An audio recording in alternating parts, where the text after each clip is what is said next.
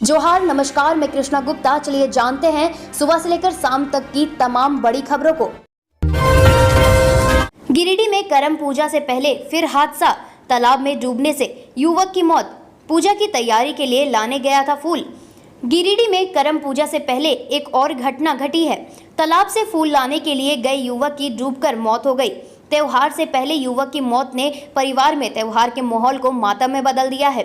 मुफस्सिल थाना इलाके के गंभरा निवासी विजय यादव उम्र 34 वर्ष करम पूजा की तैयारी कर रहे थे। पूजा की तैयारी के लिए फूल जरूरी थे तो वह फूल लाने तालाब गए थे। घटना मुफस्सिल थाना क्षेत्र के गंभरा गांव में घटी है। विजय यादव हरियाणा में रहकर काम करते थे और करम पर्व मनाने ही घर पहुंचे थे। तालाब के पास मौजूद मंदिर गया था और तालाब से फूल तोड़ने में लगा था। बारिश की वजह से तालाब में पानी भरा था। विजय तालाब में गिर गया और गहरे पानी में चला गया। पानी ज्यादा होने की वजह से वह संतुलन नहीं बना सका और डूब गया।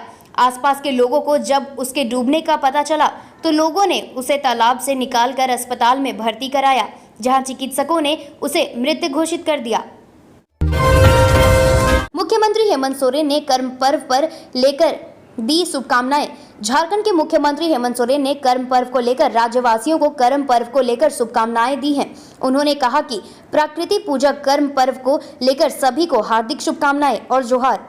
सदियों से चली आ रही हमारी समृद्धि, संस्कृति और सभ्यता का प्रतीक है कर्म पर्व। प्रकृति के साथ मानव जीवन की एकरूपता तथा भाई बहन के परम स्नेह को दर्शाता है यह पर्व। नक्सल शहीद सप्ताह। गिरिडीह में नक्सलियों की ताबड़तोड़ पोस्टरबाजी से दहशत, पुलिस का सर्च अभियान शुरू। गिरिडीह जिले में एक बार फिर से नक्सलियों ने पोस्टरबाजी कर अपनी उपस्थिति दर्ज करानी शुरू कर दी है। 3 दिन पहले एक और जहां नक्सलियों ने मधुबन और पीरटांड के इलाके में पोस्टरबाजी कर अपनी उपस्थिति दर्ज कराते हुए 19वीं वर्षगांठ को सफल बनाने की अपील की थी, वहीं दूसरे दिन और आज सुबह एक बार फिर से हरलाडी ओपी क्षेत्र में मोहनाटांड, मंडरो और हड़िया टांड में ताबड़तोड़ पोस्टरबाजी कर इलाके के दहशत फैलाने के साथ साथ अपनी उपस्थिति दर्ज कराई है।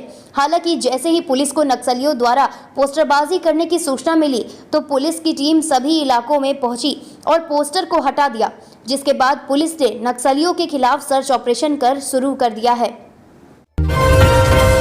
राजधानी रांची में कर्म गोसाई की पूजा के लिए तैयार हो रख गया मंडप। जाने किन प्रमुख इलाकों में क्या है खास इंतजाम। छोटा नागपुर ब्लू क्लब करमटोली में कर्म महोत्सव को लेकर खास तैयारी की गई है। मंडप को आकर्षक बनाने के लिए फूलों से साज सज्जा की जा रही है। गेंदा और बेली फूल की माला से मंडप को सजाया गया है। मंडवा डिजाइन में तैयार हुआ मंडप में राइज और मेटल लाइट लगाई गई है। कला संस्कृति मंत्री हजीफुल हसन को आमंत्रित किया गया है। आज सोमवार 25 सितंबर को शाम 7 बजे से करम गोसाई के आगमन व प्रतिस्थापन की प्रक्रिया पूरी होगी। वहीं रात 9 बजे से पूजा व करम कथा सुनील पाहन विधि विधान से संपन्न कराएंगे। रांची हावड़ा के बाद पुरी व बनारस के लिए भी चलेगी वंदे भारत एक्सप्रेस। इन परियोजनाओं पर भी काम कर रहा रेलवे। सांसद संजय सेठ ने कहा कि रांची हावड़ा वंदे भारत ट्रेन झारखंड और पश्चिम बंगाल के सांस्कृतिक आदान प्रदान का वाहक बनेगी। इसके परिचालन से आर्थिक समृद्धि में भी इजाफा होगा। उन्होंने कहा कि रांची से बनारस और रांची से पुरी के लिए भी वंदे भारत का संचालन होगा। उन्होंने कहा कि रांची से बनारस और रांची से पुरी के लिए भी वंदे भारत का संचालन होगा। इसके लिए उन्होंने रेल मंत्री से आग्रह किया है। बहुत जल्द इसके भी सार्थक परिणाम सामने आएंगे। उन्होंने कहा कि अभी रांची स्टेशन में 490 करोड़, हटिया स्टेशन में 378 करोड़, पिस्का स्टेशन में 48 करोड़ और मूडी स्टेशन में 35 करोड़ की परियोजनाओं पर रेलवे काम कर रहा है। उन्होंने रेलवे से रांची से दक्षिण भारत को जोड़ने के लिए एक अंत्योदय एक्सप्रेस चलाने की भी मांग की है। झारखंड में भी 5 दिनों तक होती रहेगी बारिश। मौसम विभाग ने जारी किया येलो अलर्ट। 30 सितंबर तक कई जिलों में बारिश का अनुमान। झारखंड में 30 सितंबर तक राज्य के कई हिस्सों में बारिश की संभावना जाहिर की गई है। आज भी 25 सितंबर को राज्य में मौसम को लेकर येलो अलर्ट जारी किया गया है। राज्य के कई हिस्सों में वज्रपात की संभावना है। आज राज्य के कई हिस्सों में गर्जन के साथ हल्के से मध्यम दर्जे की बारिश हो सकती है। अगले कुछ घंटों में मौसम विभाग ने गढ़वा, कोडरमा के कुछ इलाकों में हल्के से मध्यम दर्जे की बारिश की संभावना जाहिर की है। इसे लेकर येलो अलर्ट भी जारी किया गया है। राज्य में पिछले कुछ दिनों में अच्छी बारिश हो रही है। राज्य में मौसम विभाग ने आज और कल 25 और 26 सितंबर के लिए अलर्ट जारी किया है। इस दौरान लोगों को वज्रपात से सावधान रहने की अपील की गई है। 27 सितंबर को उत्तर पश्चिमी, दक्षिणी और निकटवर्ती मध्य भागों में कहीं कहीं गर्जन के साथ हल्के से मध्यम दर्जे की बारिश हो सकती है। 28 सितंबर को राज्य में उत्तर पश्चिमी और निकटवर्ती मध्य भागों में कहीं कहीं पर गर्जन के साथ हल्के से मध्यम दर्जे की बारिश हो सकती है। 29 और 30 सितंबर को भी राज्य में कई स्थानों पर बारिश के आसार हैं। राज्य में पिछले कुछ दिनों से अच्छी बारिश हो रही है, लेकिन अब भी 1 जून से 24 सितंबर तक 28% कम बारिश दर्ज की गई है। झारखंड के 24 जिलों में से 8 जिलों में अब तक सामान्य बारिश हुई, जबकि 15 जिलों में सामान्य से कम बारिश हुई, जबकि चतरा जिले में सामान्य से काफी कम बारिश हुई है। जिन जिलों में सामान्य बारिश हुई उसमें बोकारो, देवघर, पूर्वी सिंहभूम, गोड्डा, साहिबगंज, सरायकेला खरसावा, सिमडेगा और पश्चिमी सिंहभूम जिला शामिल है। रांची में अब तक सामान्य से 28% कम बारिश हुई। बोकारो में कर्म महोत्सव मना रहा परिवार, महाराष्ट्र में कर दी गई बेटे की हत्या। गोमिया प्रखंड अंतर्गत चरोचटी थाना क्षेत्र के असनाबेड़ा टोला में दीपक कुमार महतो के परिवार के सदस्य करम महोत्सव मनाने में जुटे थे। पूरे घर द्वार की सफाई की जा रही थी। महिलाएं करम पर्व के उपवास में थी, लेकिन अचानक बेटे की हत्या की खबर आई। उनके बेटे भोला कुमार महतो की हत्या महाराष्ट्र के कल्याण में कर दी गई है। उनके बेटे भोला कुमार महतो की हत्या महाराष्ट्र के कल्याण में कर दी गई है, जिससे परिवार के सदस्य अवाक रह गए। हत्या के आरोपियों की धरपकड़ के लिए पुलिस सीसीटीवी खंगाल रही है। शिबू सोरेन से जुड़े लोकपाल मामले में सुनवाई पूरी, कोर्ट ने फैसला रखा सुरक्षित। दिल्ली हाईकोर्ट में झारखंड मुक्ति मोर्चा अध्यक्ष और झारखंड के पूर्व सीएम शिबू सोरेन से जुड़े लोकपाल मामले में सुनवाई पूरी हो गई है। दिल्ली हाईकोर्ट के न्यायाधीश जस्टिस सुब्रमण्यम प्रसाद की अदालत में यह सुनवाई हुई। शिबू सोरेन की ओर से वरिष्ठ अधिवक्ता कपिल सिब्बल और अधिवक्ता प्रज्ञा सिंह बघेल पक्ष रखा, वहीं लोकपाल की ओर से एसजीआई तुषार मेहता पक्ष रखा। सुनवाई खत्म होने के बाद कोर्ट ने अपना फैसला सुरक्षित रख लिया है। पूर्व की सुनवाई में कोर्ट ने आय से अधिक संपत्ति मामले में शिबू सोरेन के खिलाफ लोकपाल के सामने कार्रवाई पर रोक लगा दी थी, जिसे फैसला आने तक बरकरार रखा गया है। शिबू सोरेन की ओर से अधिकार क्षेत्र के आधार पर सीबीआई की आरंभिक जांच और आदेश को चैलेंज किया गया है। पेशा कानून को दिया गया अंतिम रूप, ग्राम सभा को आदिवासियों की जमीन वापसी का मिलेगा अधिकार। सरकार ने सभी आपत्तियों व सुझावों पर तर्कसंगत फैसला करते हुए पैसा रूल 2022 की अंतिम रूप दे दिया है। ऐसा कल में ग्राम सभाओं की शक्तिशाली और अधिकार संपन्न बनाने का प्रावधान किया गया है। इसके तहत ग्राम सभा की बैठकों की अध्यक्षता मानकी मुंडा आदि पारंपरिक प्रधान हो करेंगे। ग्राम सभा की सहमति के बिना जमीन का अधिग्रहण नहीं किया जा सकेगा। ग्राम सभा का फैसला की अंतिम होगा। आदिवासियों की जमीन खरीद बिक्री मामले में भी ग्राम सभा की सहमति की बाध्यता संगी ग्राम सभा गांव में विधि व्यवस्था बहाल करने के उद्देश्य से आईपीसी को कुल 36 धाराओं के तहत अपराध करने वालों पर न्यूनतम 10 रुपए से अधिकतम 1000 रुपए तक का दंड लगा सकेगी। दंड का अपील पारंपरिक उच्च स्तर के बाद सीधे कोर्ट में किया जाएगा।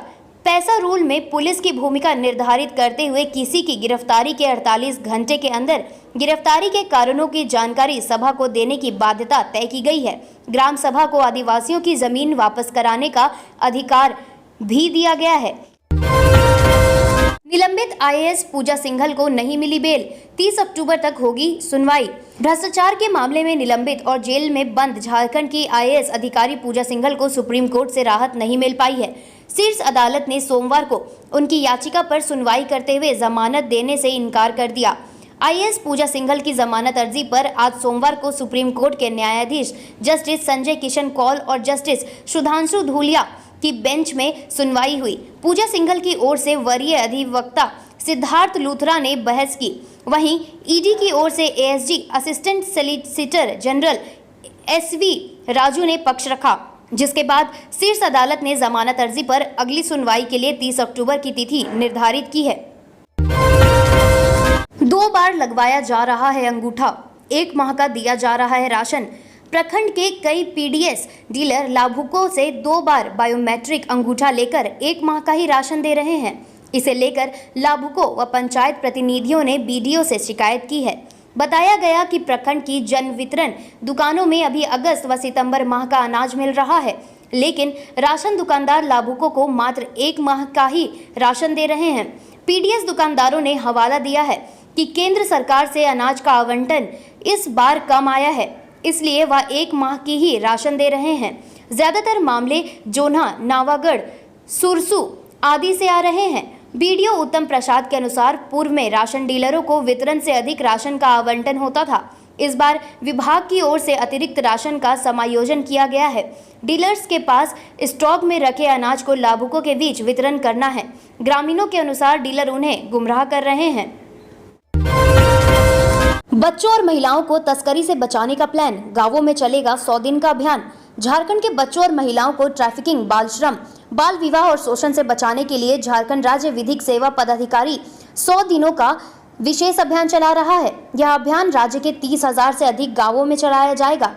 बता दें, हाल ही में इस अभियान की शुरुआत सुप्रीम कोर्ट के जस्टिस और राष्ट्रीय विधिक सेवा पदाधिकारी के कार्यकारी अध्यक्ष जस्टिस संजय किशन कौल ने की थी। अभियान चलाने के लिए उन इलाकों का चयन किया गया है जहां बाल तस्करों के मामले अधिक होते हैं। उन इलाकों के बच्चों और महिलाओं को जागरूक किया जाएगा ताकि वे तस्करी का शिकार ना हो सके। ऐसे बच्चों की शिक्षा, पोषण और अन्य विकास की जरूरत को जिला स्तरीय बाल संरक्षण यूनिट और जिला बाल कल्याण समिति के माध्यम से पूरा किया जाएगा। इसमें ग्राम स्तरीय बाल सुरक्षा कमेटी और कैलाश सत्यार्थी फाउंडेशन का सहयोग लिया जाएगा। पूर्व सीएम मरांडी बोले, बीजेपी सरकार बनी तो हड़िया बेचने वाली महिलाओं को मिलेगा शराब की दुकान का लाइसेंस। झारखंड में भारतीय जनता पार्टी की सरकार बनी तो सड़क किनारे हड़िया बेचने वाली महिलाओं के नाम शराब दुकान होगी। यह बातें गांधी मैदान में आयोजित भाजपा की संकल्प यात्रा के दौरान कार्यक्रम को संबोधित करते हुए पूर्व मुख्यमंत्री सह भाजपा प्रदेश अध्यक्ष बाबूलाल मरांडी ने कही। उन्होंने कहा कि प्रधानमंत्री नरेंद्र मोदी ने महिलाओं को देश में 33% आरक्षण देकर सम्मान देने का कार्य किया है। इसी प्रकार 2024 में राज्य में हमारी सरकार बनी तो महिलाओं को सड़क किनारे बैठकर शराब बेचने की जरूरत नहीं होगी। उन्हें सम्मान के साथ विदेशी शराब दुकान का लाइसेंस दिया जाएगा। जीत के साथ जश्न में डूबी किशोर मंत्री की टीम। झारखंड चैंबर की नई कार्यकारिणी के चुनाव में रविवार देर शाम परिणाम आने के बाद टीम किशोर मंत्री जश्न में डूब गई। देर शाम चुनाव पदाधिकारी द्वारा टीम किशोर मंत्री के 19 सदस्यों की जीत की घोषणा के साथ सदस्य हिप हिप हुर्रे के नारे लगाने लगे, एक दूसरे को माला पहना और मिठाई खिलाकर जश्न मनाने लगे। इससे पहले वोटिंग को लेकर सुबह से ही व्यवसायियों में उत्साह दिखा। मोराबादी स्थित फुटबॉल स्टेडियम में सुबह 9 बजे से मतदान शुरू होते ही सदस्यों के पहुंचने का सिलसिला शुरू हो गया। सुबह 9 से शाम 5 बजे तक चले मतदान में कुल 3,798 सदस्यों में से 2,171 ने वोट डाले। 57.16% मतदान हुआ। हालांकि पिछली बार की तुलना में इस बार कम मतदान हुआ। पिछली बार 3,570 में 2,422 सदस्यों ने वोट डाले थे। पिछली बार 3,570 में से 2,422 सदस्यों ने वोट डाले थे और 67.84% मतदान हुआ था। दोपहर 12:20 बजे तक सिर्फ 450 वोट पड़े थे। हालांकि इसके बाद रफ्तार बढ़ी और 3 बजे तक 1,198, 4 बजे तक 1,600 और शाम 5 बजे तक कुल 2,171 वोट डाले गए। स्नातक स्तर पर परफॉर्मिंग एंड फाइन आर्ट्स की होगी पढ़ाई। रांची विश्वविद्यालय के परफॉर्मिंग एंड फाइन आर्ट्स विभाग से अब स्नातक भी किया जा सकेगा। अब तक यहां सिर्फ स्नातकोत्तर पाठ्यक्रम ही उपलब्ध था, लेकिन विश्वविद्यालय की वोकेशनल कोर कमेटी ने स्नातक स्तर पर भी इस पाठ्यक्रम उपलब्ध कराने का निर्णय लिया है। कुलपति डॉक्टर अजीत कुमार सिन्हा की अध्यक्षता में वोकेशनल कोर कमेटी की बैठक में इसे स्वीकृति भी प्रदान कर दी गई है। इसके तहत किसी भी संकाय से 12वीं उत्तीर्ण कर छात्र छात्राएं इसके स्नातक पाठ्यक्रम में नामांकन ले सकेंगे। इस पाठ्यक्रम के जरिए विद्यार्थी भारतीय सभ्यता और संस्कृति से परिचित होंगे, साथ ही झारखंड में कला के विविध आयामों के विकास में भी अहम योगदान दे सकेंगे। यूजीसी ने नई शिक्षा नीति में भारतीय ज्ञान परंपरा को खासा महत्व दिया है। शोध और जानकारियों के बाद यह तथ्य उभर कर आया है कि भारतीय ज्ञान परंपरा से पठन पाठन जटिल विषयों को भी सहज बनाकर युवाओं को दीक्षित करने में सक्षम है। परफॉर्मिंग एंड फाइन आर्ट्स के चारों विभाग नृत्य, संगीत, ड्रामा व फाइन आर्ट्स के उन्नयन के लिए यूजीसी ने भी जोर दिया है। चतरा में 12 बोरा डोडा पोस्ता के साथ एक सवारी गाड़ी जब्त। पोस्ता डोडा तस्करों के विरुद्ध चतरा पुलिस को बड़ी सफलता हाथ लगी है। कुंदा थाना पुलिस ने गुप्त सूचना के आधार पर 12 बोरा अफीम पोस्ता के डोडा को जब्त किया है। ये तस्कर पोस्ता सिस का खेप लेकर बिहार जा रहे थे। एसडीपीओ अशोक प्रियदर्शी ने बताया कि गुप्त सूचना मिली थी कि कुंदा थाना क्षेत्र के बुरहा मोड़ होते हुए चतरा की तरफ एक सफेद रंग का सवारी गाड़ी है, जिसका गाड़ी संख्या JH11E0802 है, जिसमें पोस्ता डोडा है। उक्त सवारी में अवैध रूप से पोस्ता डोडा छिपाकर बिक्री के लिए ले जाया जा रहा है। सूचना पर त्वरित कार्रवाई करते हुए एसएसपीओ अशोक प्रियदर्शी और थाना प्रभारी कौशल कुमार सिंह के नेतृत्व में एक टीम का गठन किया गया। गठित टीम बुरहा रोड स्थित उक्त नंबर के वाहन तेज स्पीड होने के कारण पुलिस से आगे निकल गई। छापेमारी दल द्वारा उसका पीछा किया गया। पीछा करने पर अज्ञात चालक सवारी गाड़ी को बनियाडी के समीप सड़क के किनारे छोड़कर जंगल का लाभ उठाकर भागने में सफल रहा, जिसका तलाश कुंदा पुलिस द्वारा की जा रही है। वहीं वाहन तलाशी के क्रम में सवारी गाड़ी में पिछला सीट से 12 बोरा पोस्ता डोडा बरामद किया गया है। चतरा में बाइक चलाने के लिए नहीं दी तो कर दी चचेरे भाई की चाकू गोद कर हत्या। जिले के टंडवा थाना क्षेत्र में युवक ने अपने चचेरे भाई की चाकू मारकर हत्या कर दिए जाने का सनसनीखेज मामला प्रकाश में आया है। हत्या की मुख्य वजह हत्यारे भाई को मृतक के छोटे भाई के द्वारा उसे चलाने के लिए बाइक नहीं देना बताया जा रहा है। यह घटना टंडवा थाना क्षेत्र के कोयद बिरहोर टोला में घटी है। घटना के बाबत मिली जानकारी के अनुसार दीपक बिरहोर घर में खाना खाने के लिए बैठा हुआ था। इसी दौरान नशे में धुत उसका चचेरा भाई विजय बिरहोर वहां आ पहुंचा और दीपक से महज इस बात के लिए लड़ बैठा कि उसके छोटे भाई मुकेश ने उसे चलाने के लिए अपना बाइक नहीं दिया। दीपक ने उसे समझाने का बहुत प्रयास किया, किंतु वह नशे में इस कदर धुत था कि उसे कुछ दिखाई ही नहीं दे रहा था। इसी दौरान दोनों में लड़ाई इतना बढ़ गई कि गुस्से में विजय वहां से भागकर अपने घर गया और चाकू लेकर दीपक पर हमला कर दिया और एक के बाद एक 3 वार उसके छाती पर कर दिया, जिससे मौके पर ही दीपक की मौत हो गई। इधर घटना को अंजाम देने के बाद विजय मौके पर से फरार हो गया। घटना की जानकारी मिलते ही टंडवा पुलिस मौके पर पहुंचकर शव को कब्जे में लेकर पोस्टमार्टम के लिए सदर अस्पताल चतरा भेज दिया और आरोपी युवक को पकड़ने के लिए छापेमारी अभियान चला रही है।